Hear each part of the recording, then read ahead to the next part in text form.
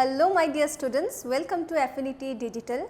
So today I will be discussing the botany solution of megastatic test 3. Okay, so let's begin with the first question.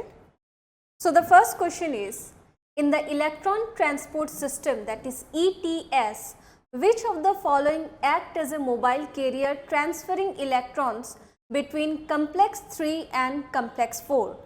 So तुम लोगों को पता होगा ETS जो होता है वो कहाँ पे होता है? माइटोकॉन्ड्रिया के इनर मेम्ब्रेन पे, राइट? यहाँ पे सारे कम्प्लेक्सेस प्रेजेंट होते हैं, कम्प्लेक्स 1, 2, 3 एंड देन 4, राइट? 5 भी होते हैं.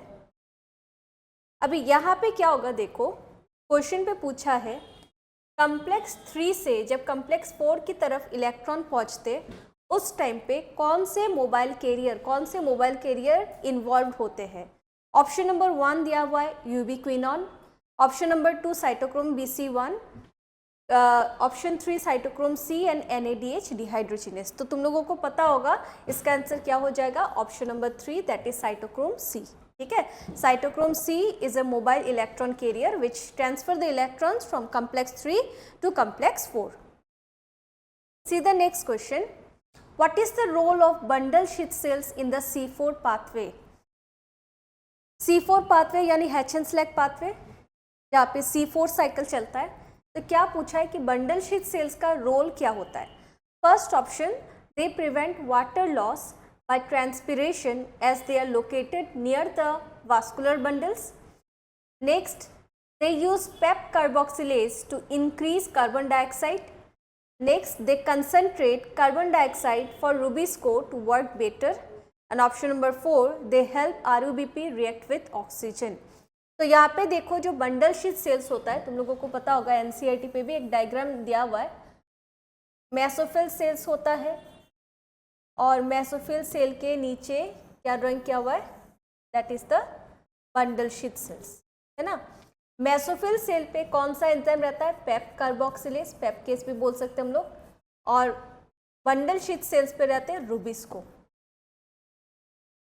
ठीक है, अभी फर्स्ट जो ऑप्शन दिया है they prevent water loss by transpiration as they are located near the vascular bundles, ये इनकरेक्ट है. Next, they use PEP carboxylase, PEP carboxylase तो बंडल शीथ पे होता ही नहीं है, तो ये तो इनकरेक्ट ही होगा. नेक्स्ट क्या लिखा है, they concentrate carbon dioxide for rubisco to work better.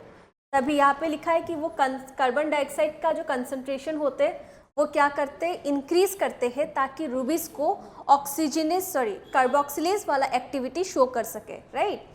और लास्ट ऑप्शन देखो क्या लिखा है, they help RUBP react with oxygen. देखो तुम लोगों को पता है C4 पाथ पे यानी C4 साइकिल और C4 प्लांट पे RUBP ऑक्सीजन के साथ बाइंड करने का जो चांसेस होता है वो काफ़ी कम रहता है. क्यों? क्योंकि बंडल शीथ सेल्स पे ऐसे इसका जो प्रोसेस है, तुम लोगों को पता होगा C4 साइकिल पे ऐसे प्रोसेस होता है जिससे क्या होता है, कार्बन डाइऑक्साइड का कंसंट्रेशन बंडल शीथ सेल्स पे इंक्रीज हो जाता है, जिसके वजह से रुबिस्को ऑक्सीजन के साथ नहीं बल्कि कार्बन डाइऑक्साइड के साथ बाइंड हो जाते हैं, है ना. और इसीलिए ये वाला क्या हो जाएगा, ये वाला करेक्ट आंसर हो जाएगा, that is option number 3. Next, what does the action spectrum of photosynthesis show. तो एक्शन स्पेक्ट्रम हमें पता है, एक्शन यानी फोटोसिंथेसिस पे कितना तुम लोगों का रेट ऑफ फोटोसिंथेसिस हो रहा है at different wavelength of light is called as the action spectrum, है ना. तो यहाँ पे what does the action spectrum of photosynthesis show, क्या हो जाएगा, it is option number 2 that is the rate of photosynthesis at different wavelength of light. जो VIBGYOR वाले लाइट होते इस सारे लाइट पे 7 कलर पे फोटोसिंथेसिस का रेट कैसे होता है, that is called as the action spectrum. तो ऑप्शन नंबर 2 हो जाएगा correct answer. Next, if only light beyond 680 nanometer is available for a plant, which of the following would occur during the light reaction? तो अगर light 680 nanometre से ज़्यादा हो तो तो हमें क्या पता है वहाँ पे कौन सा फोटोफॉस्फोराइलेशन होगा, that is the cyclic photophosphorylation. Non cyclic होता तो वहाँ पे 680 से कम लगता, राइट। तो बियॉन्ड पूछ रहा है, राइट। तो यहाँ से देखो ऑप्शन नंबर 1 बता रहा है cyclic photophosphorylation would occur producing only ATP, ये तो करेक्ट है। नॉन साइक्लिक फोटोफॉस्फोराइलेशन तो नहीं होगा। Both PS1 and PS2 would be equally active in generating NADPH, नहीं होगा। ATP synthesize would cease as PS2 is inactive, नहीं। तो यहाँ पे क्या हो जाएगा, option number 1 will be your correct answer. Next, moving on to the next question, 95. In conditions of elevated carbon dioxide concentration, which of the following is a major difference in photosynthetic response between C3 and C4 plant?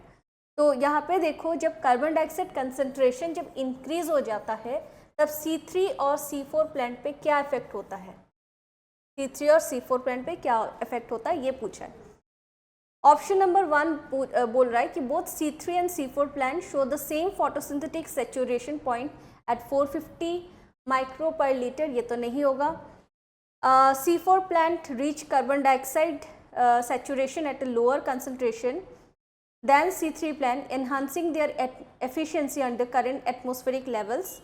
Next, only C3 plant increase photosynthesis at higher carbon dioxide concentration levels, making them independent of light intensity. ये भी नहीं होगा. And then C3 plant do not respond to carbon dioxide increase beyond 360 micro per liter. तो यहाँ पे क्या हो जाएगा आंसर देखो, it will be that option number 2, ठीक है ना। तो इनकरेक्ट है। तो C4 plant reach carbon dioxide saturation at a lower concentration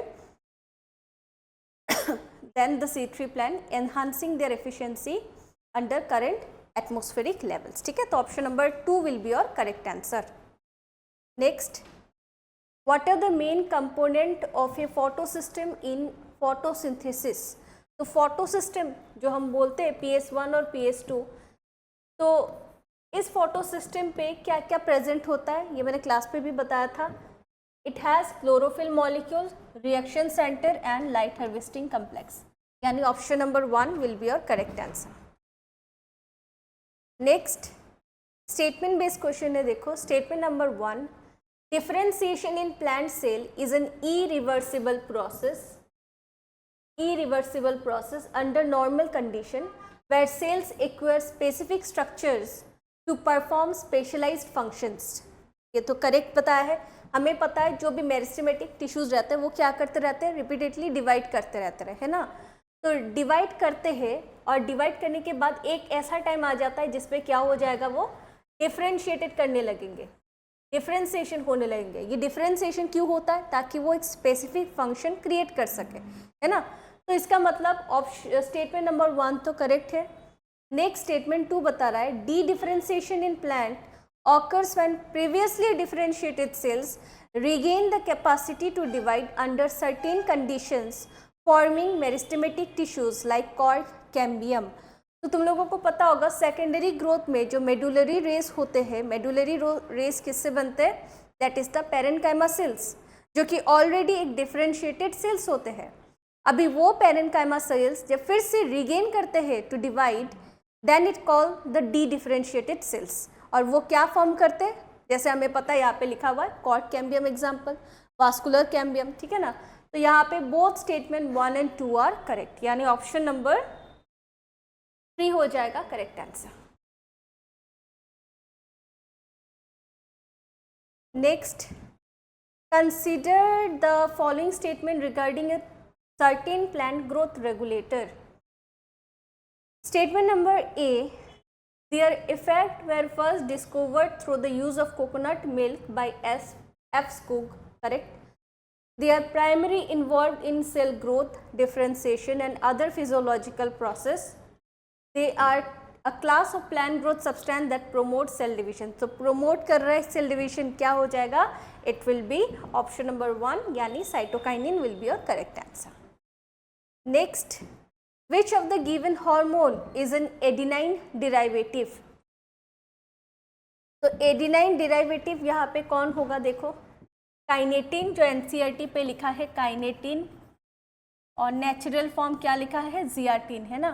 तो ऑप्शन पे देखो क्या लिखा, ऑप्शन 1 है zeatin, so it will be your correct answer. Next, consider the following statement, water is electron donor in photosynthesis of green sulphur bacteria. Next, अच्छा how many statements correct. तो statement number A पे देखो क्या लिखा है, green sulphur bacteria पे water तो electron donate नहीं करते, कौन करते हैं, हाइड्रोजन सल्फाइड, है ना। तो यहाँ पे ए जो स्टेटमेंट दिया है वो तो इनकरेक्ट है। Next, dark reaction can not occur in the absence of light, dark reaction तो लाइट के एब्सेंस पे रहते हैं, सिर्फ इसके प्रोडक्ट चाहिए होता है ना, तो ये भी इनकरेक्ट है। ATP is produced during light reaction through chemiosmosis, correct है। Calvin cycle occurs in the grana of chloroplast, तो नहीं होता है, कैल्विन साइकिल कहाँ पे होता है, स्ट्रोमा पे, है ना, स्ट्रोमा पे होता है, तो ये भी इनकरेक्ट है। तो अभी how many statements is correct, that is 1, option number 3। Next,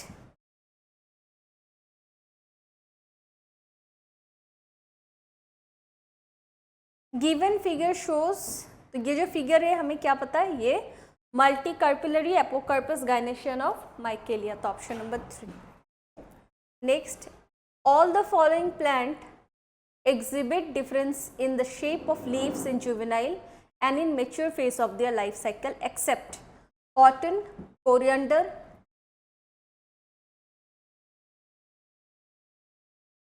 larkspur and buttercup। तो यहाँ पे हाँ, तो क्या हो जाएगा, बटरकप। बटरकप का जो हेटेरोफिली शो होता है वो किस वजह से, एनवायरनमेंट की वजह से, एनवायरनमेंट की वजह से, है ना। तो ऑप्शन नंबर 4 हो जाएगा correct answer.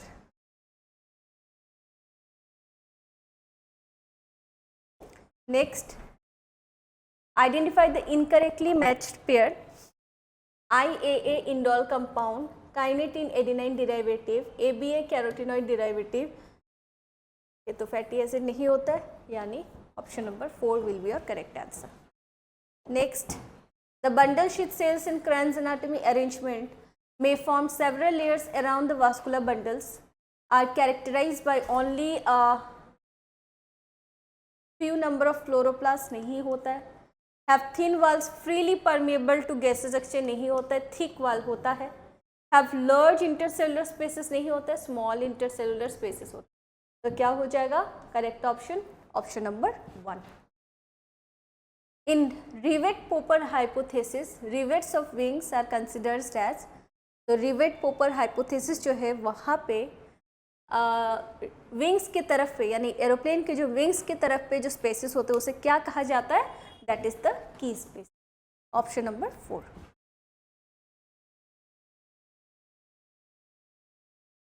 Next, which of the following is not included in evil quartet with respect to the cause of biodiversity loss. कोई वॉल्यूशन तो नहीं होता है, over exploitation, alien species invasion, habitat loss and fragmentation, ये तो करेक्ट है, यानी option number 1 is not included. Next, in which of the following method of biodiversity conservation tract of forest are set aside and all the trees and wildlife within are venerated and given total protection, तो क्या हो जाएगा इसका answer, option number 1 sacred groves। Next, the World Summit on Sustainable Development held in 2002 in Johannesburg, South Africa pledged for option number 1 a significant reduction in the current rate of biodiversity loss, ये हो जाएगा correct answer, right. Next, when calculating the relative growth rate RGR of two plant leaves of different initial size, which of the following is true। तो अभी यहाँ पे देखो क्या होता है, तुम लोगों के NCERT पे भी लिखा हुआ है, जो 2 लीफ के डायग्राम्स दिया है, क्या दिखा है, देखो when calculating the relative growth rate, ठीक है, of two plant leaves of different initial size, which of the following is true?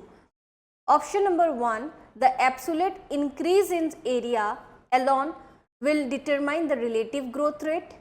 Option number 2, a leaf with large initial size will always show a higher relative growth rate than smaller leaf. Okay, मैं तुम लोगों को ये question करवा के देती हूँ, एक सेकेंड. सो एनसीईआरटी के मुताबिक क्या दिया हुआ है देखो. फर्स्ट लीफ,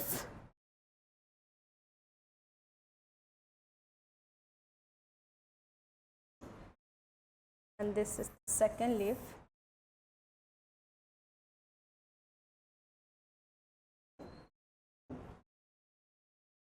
फर्स्ट जो ए वाला फिगर है ये बी वाला फिगर है. ए वाले का इनिशियल साइज दिया हुआ है एनसीईआरटी पे 5 सेंटीमीटर स्क्वायर और फाइनल साइज दिया हुआ है 10 सेंटीमीटर स्क्वायर. लीफ बी पे इनिशियल साइज दिया हुआ है 50 सेंटीमीटर स्क्वायर और फाइनल साइज दिया हुआ है 55 सेंटीमीटर स्क्वायर. अभी इस दोनों फिगर से अगर हमें एब्सोल्यूट ग्रोथ रेट निकालना है तो एब्सोल्यूट ग्रोथ रेट का तुम लोगों को फॉर्मूला पता होगा. 10 - 5 हो जाता है, which will become 5 centimetre square, right. और सिमिलरली जो फिगर बी है इसका एब्सोल्यूट ग्रोथ रेट क्या हो जाएगा, 55 - 50 क्या हो जाएगा, 5 सेंटीमीटर स्क्वायर. तो यहाँ पे हम लोग देख रहे हैं दोनों का इनिशियल साइज और फाइनल साइज अलग अलग है, बट फिर भी एब्सोल्यूट ग्रोथ रेट क्या हो रहा है, दोनों का सेम हो रहा है. अभी हमें निकालना है रिलेटिव ग्रोथ रेट. अभी रिलेटिव ग्रोथ रेट पे हमें पता है initial minus final divided by initial. तो यहाँ पे कितना हो जाएगा, 100%. और यहाँ पे अगर देखते हैं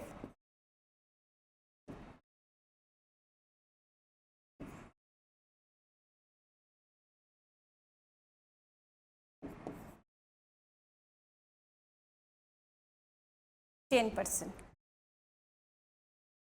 तो यहाँ पे तुम लोग देखो, फिर से मैं एक बार फिर से ये क्वेश्चन में फिर से दोबारा से बोल दे रही हूँ. The calculating when calculating the relative growth rate of two plant leaves of different initial size, which of the following is true. तो यहाँ पे हम लोग देख रहे हो जो एनसीईआरटी का डायग्राम दिया हुआ है वही मैं दिखा रही हूँ.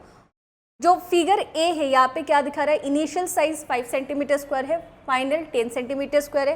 एब्सोल्यूट ग्रोथ रेट क्या हो जाएगा, हमें पता है फॉर्मूला 5 सेंटीमीटर स्क्वायर. बट अगर रिलेटिव ग्रोथ रेट अगर हम देखते हैं तो वहाँ पे क्या हो जाएगा, 100% हो जाएगा, राइट. सिमिलरली अगर हम लोग बी वाले लीफ पे देखते हैं तो यहाँ पे रिलेटिव ग्रोथ रेट क्या हो जा रहा है, कम जा रहा है, यानी 10% हो रहा है. तो रिलेटिव ग्रोथ रेट किसका ज़्यादा हो रहा है, दैट इज लीफ ए. तो अभी ऑप्शन देखते हैं क्या लिखा है. First option, the absolute increase in area alone will determine the relative growth rate. Absolute और रिलेटिव तो इक्वल हुआ ही नहीं है ना, दोनों तो अलग अलग है. Next, a leaf with larger initial size will always show a higher relative growth rate than a smaller leaf. तो अभी अगर हम लोग फिगर बी की बात करें, फिगर बी पे हम लोगों का इनिशियल साइज कितना था, 50 सेंटीमीटर स्क्वायर, बट फिर भी ज़्यादा होने के बाद भी क्या हो गया, रिलेटिव ग्रोथ रेट तो कम गया ना, 10% हो गया. तो ये भी क्या हो जाएगा, इनकरेक्ट हो जाएगा. Next, the final size of the leaf is irrelevant to the calculation of relative growth rate if absolute growth rate is known. ये भी incorrect है. Next, relative growth rate account for the initial size.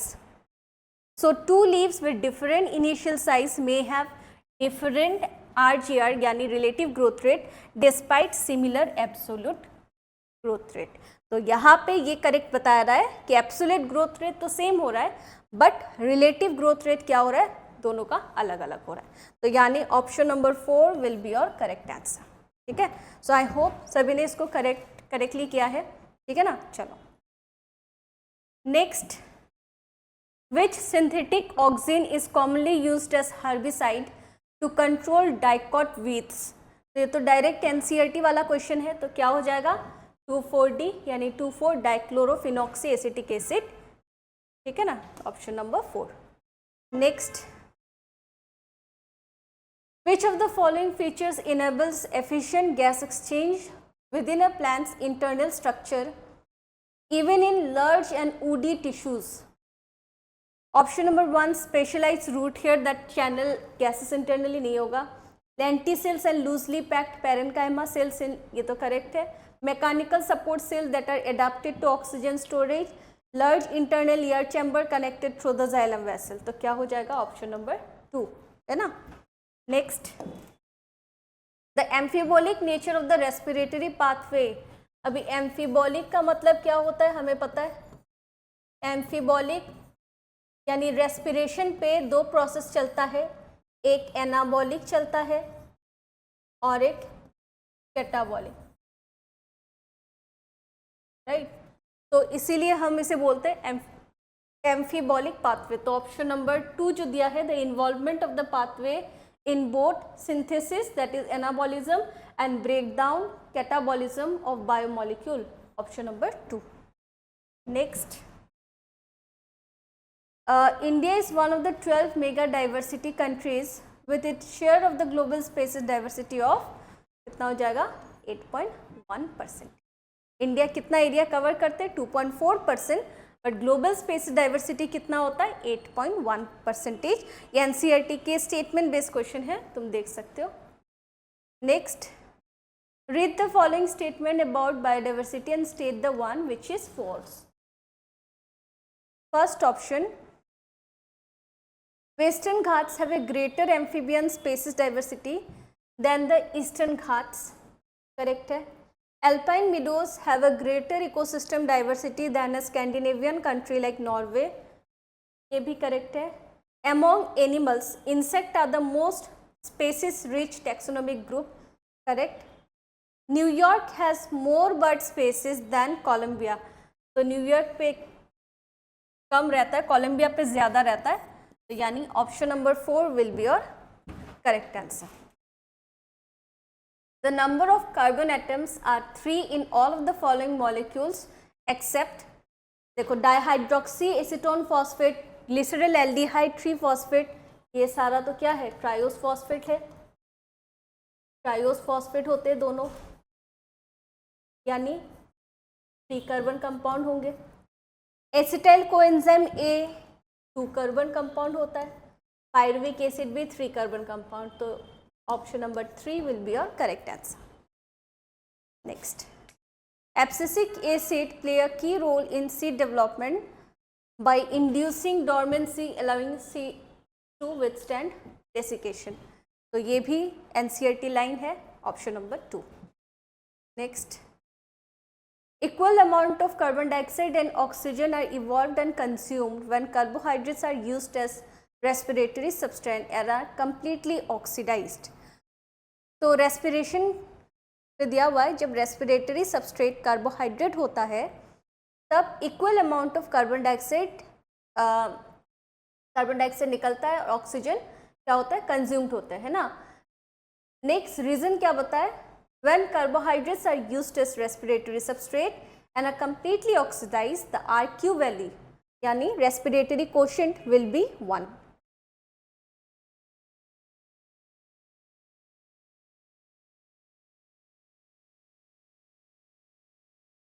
तो यहाँ पे तुम लोग देखते हो कि ये क्या हो जाएगा, both A and R यानी assertion and reasons are correct and reason is the correct explanation of the assertion. So option number 1 will be your correct answer. Next, which of the following statements are correct? For every NADH that enters the electron transport system, 2 ATP result तो नहीं होता है, कितना होता है 3 ATP होता है. ये तो incorrect है. For every FADH2 that enters the ETS, 3 ATP result तो नहीं होगा, यहाँ पे क्या हो जाता है 2 ATP. The respiratory pathway is an amphibolic pathway. Correct है. Complex 3 of mitochondrial ETS contains cytochrome A and A3 and 2 copper center नहीं होगा. Complex 3 पे नहीं होता है, ये कहाँ पे होता है Complex 4 पे. तो ये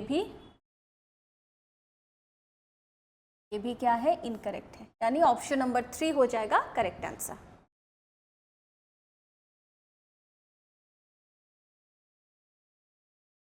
next, how many species of orchids have been reported so far? कितने ऑर्किड के स्पेसीज अभी तक निकाले हैं? 20,000, है ना? Option number 3.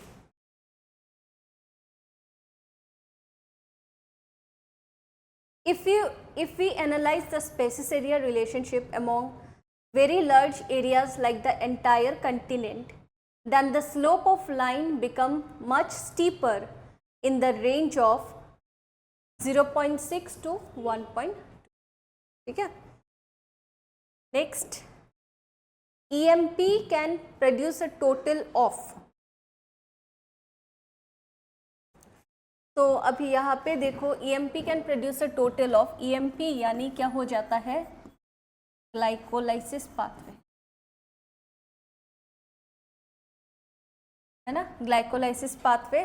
तो ग्लाइकोलाइसिस पाथवे पे अगर तुम लोग देखते हो, सबस्ट्रेट लेवल फॉस्फोराइलेशन पे कितना ATP निकलता है? 2 ATP. और ऑक्सीडेटिव फॉस्फोराइलेशन पे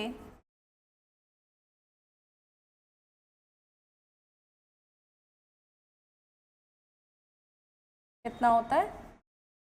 2 NADH2 निकलता है. सो 2 NADH2 मतलब 1 NADH2 से 3 ATP, तो 2 इंटू 3 हो जाएगा 6.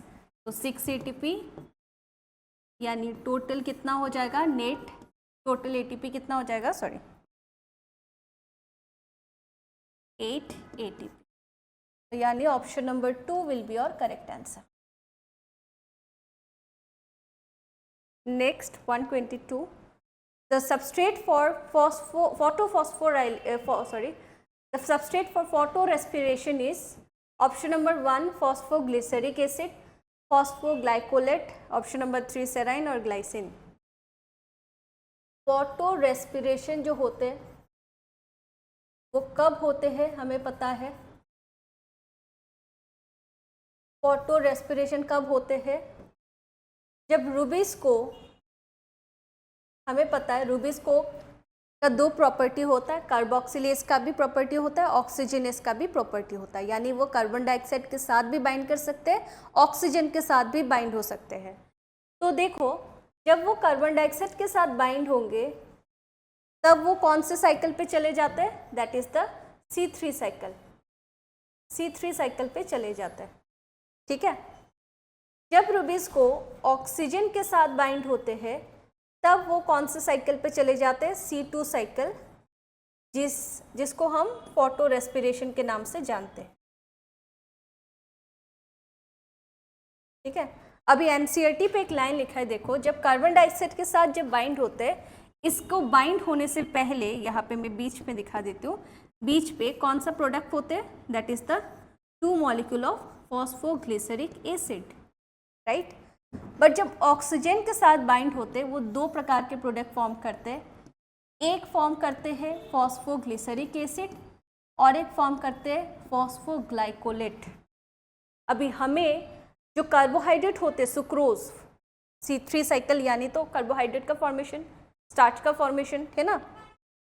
तो अभी C3 साइकिल पे जाने के लिए हमें कितना फॉस्फोग्लिसरेट मॉलिक्यूल चाहिए? 2 चाहिए.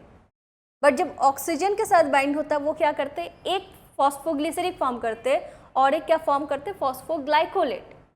तो अभी मुझे बताओ कि फोटो रेस्पिरेशन के स्टेप पे कौन सा सबस्ट्रेट जाएगा? किसको चेंज होना होगा फॉस्फोग्लिसरिक एसिड पे? दैट इज ये जो है फॉस्फोग्लाइकोलेट, इसको जाना होता है. ठीक है? यही चले जाएंगे C2 साइकिल पे और अल्टीमेटली ये C2 साइकिल से अल्टीमेटली क्या फॉर्म करते हैं? Phosphoglyceric acid. ठीक है? तो ये भी एक फॉस्फोग्लिसरिक बना दिया, ऑलरेडी वहाँ पे है, तो कितना हो गया? 2 फॉस्फोग्लिसरिक एसिड. उसके बाद वो C3 साइकिल पे चले जाते हैं. ठीक है? तो इसीलिए अभी अगर क्वेश्चन पूछा है the substrate for photo respiration, कौन से सबस्ट्रेट होंगे? It will be phosphoglycolate. ठीक है? Phosphoglycolate will be your correct answer. Now see the next question 123. Coconut milk factor is option number 1 anoxin, option number 2 a gibberellin, option number 3 abscissa. तो क्या हो जाएगा? Option number 4 cytokinin. Hormone responsible for delaying leaf senescence. Delaying leaf senescence by nutrient mobilization कौन करते हैं? Cytokinin. Next, decline in the population of Indian native fishes due to the introduction of Clarius gariepinus in river Yamuna can be categorized as, क्या हो जाएगा? Evil quartet का alien species invasion, यानी option number 4. Next, photorespiration is favoured by high temperature and low oxygen. High humidity and temperature नहीं होता है, तो क्या हो जाएगा? ऑप्शन नंबर 3 जो लिखा है, high oxygen and low carbon dioxide. यानी फोटो रेस्पिरेशन कब होगा? जब ऑक्सीजन के साथ रूबिस को बाइंड करेंगे. तो कौन सा कंडीशन पे चाहिए? That is high oxygen and low carbon dioxide, option number 3. Next, C4 plant are more efficient in photosynthesis than the C3 plants due to higher leaf area, presence of large number of chloroplasts in the leaf cells, presence of thin cuticle और lack of photorespiration. तो C4 cycle जो होते हैं, C4 plants जो होते हैं, वहाँ पे फोटो रेस्पिरेशन होने का चांसेस नहीं होता है.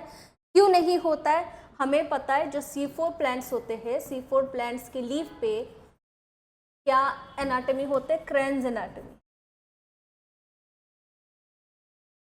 क्रेन्स एनाटॉमी होते हैं, जिसके वजह से इसके पास एक रोल होता है, मतलब बंडल शीथ. अभी जो हम लोग ने प्रीवियस एक क्वेश्चन किया ही ऑलरेडी, बंडल शीथ सेल्स क्या करते हैं? कार्बन डाइऑक्साइड का कंसंट्रेशन बढ़ा देते हैं, जिसके वजह से वहाँ पे फोटो रेस्पिरेशन होने का चांसेस बिल्कुल कम हो जाता है. ठीक है, तो इसमें से ऑप्शन क्या हो जाएंगे? That is 4, lack of photorespiration. Next, in which year earth summit was held? क्या हो जाएगा? 1992, option number 3. Next, which of the following statement is incorrect? Oxidation reduction incorrect पूछा है. ठीक है, oxidation reduction reaction produce proton gradient in respiration, correct है. During aerobic respiration role of oxygen is limited to the terminal stage, correct है. In ETS और ETC electron transport chain, 1 molecule of NADH2 give rise to 2 ATP नहीं होता है. कितना होता है? 3 ATP. and FADH2 give rise to 2 ATP. 2 ATP होता है. ठीक है, ATP synthesized through complex 5, ये भी करेक्ट है. तो यहाँ से हमें इनकरेक्ट क्या हो जाएगा? Option number 3. Next, which is employed for artificial ripening of banana fruits. Fruits को राइपनिंग करने के लिए हमें कौन सा हार्मोन देना चाहिए? एक volatile, that is volatile hormone. क्या है उसका नाम? Ethylene. which is produced during water stress that brings stomatal closure. Option number 1 ethylene, option number 2 abscisic acid, ferulic acid और कॉमेरिन. अच्छा, यहाँ पे देखो फेरुलिक एसिड और कॉमेरिन के बारे में मैं थोड़ा बता देती हूँ. फेरुलिक एसिड स्किन पे यूज़ किया जाता है, स्किन प्रोडक्ट्स पे रहता है. कॉमेरिन जो होता है ये एक एरोमेटिक कंपाउंड होता है. तो इस दोनों ऑप्शंस जो है ये सिर्फ कंफ्यूज करने के लिए दिया है. अगर तुम्हें हार्मोन्स के सारे नाम पता है तब तो ये दोनों ऑप्शन को पहले ही रिजेक्ट कर दो. तो अभी बताओ क्या हो जाएगा? वाटर स्टेट के दौरान स्टोमेटल क्लोजर कौन करवाते हैं? That is the abscisic acid, option number 2. All enzymes of TCA cycle, tricarboxylic acid cycle, are located in the mitochondrial matrix except one, which is located in inner mitochondrial membranes in eukaryotes and in cytosol in prokaryote. This enzyme is. तो यहाँ पे अगर तुम देखते हो जो mitochondria है, mitochondria के इनर माइटोकॉन्ड्रियल मेम्ब्रेन पे क्या प्रेजेंट होते? सारे कम्प्लेक्स प्रेजेंट होते, सिवाय एक कम्प्लेक्स के जिसे हम लोग बोलते हैं कम्प्लेक्स 2. कम्प्लेक्स 2 जो होते हैं जिसे हम लोग बोलते हैं सक्सिनेट डिहाइड्रोजिनेस, इसके पोजीशंस क्या होते हैं? थोड़ा नीचे की तरफ होते हैं, है ना. तो यहाँ पे हो गया कम्प्लेक्स 1, यहाँ पे होते हैं कम्प्लेक्स 2, 3, 4 एंड देन द 5। तो इसी के पोजीशन बता रहे कम्प्लेक्स 2, तो सक्सिनेट डिहाइड्रोजनस हो जाएगा correct answer. Respiratory question value of tripalmitin is 0.7। Next, which of the following represent maximum number of species among global biodiversity? कितना हो जाएगा यहाँ पे ग्लोबल बायोडाइवर्सिटी सबसे ज़्यादा किसका है? फंजाई का है, तो यानी option number 1। So now the next question is, during which stage in the complete oxidation of glucose are the greatest number of ATP molecules formed from ADP? तो अभी देखो यहाँ पे क्या लिखा है, ग्लाइकोलाइसिस जो होता है, ग्लाइकोलाइसिस पे कितने एटीपी फॉर्म होते हैं? 2 एटीपी होते हैं। क्रैब साइकिल पे भी 2 एटीपी।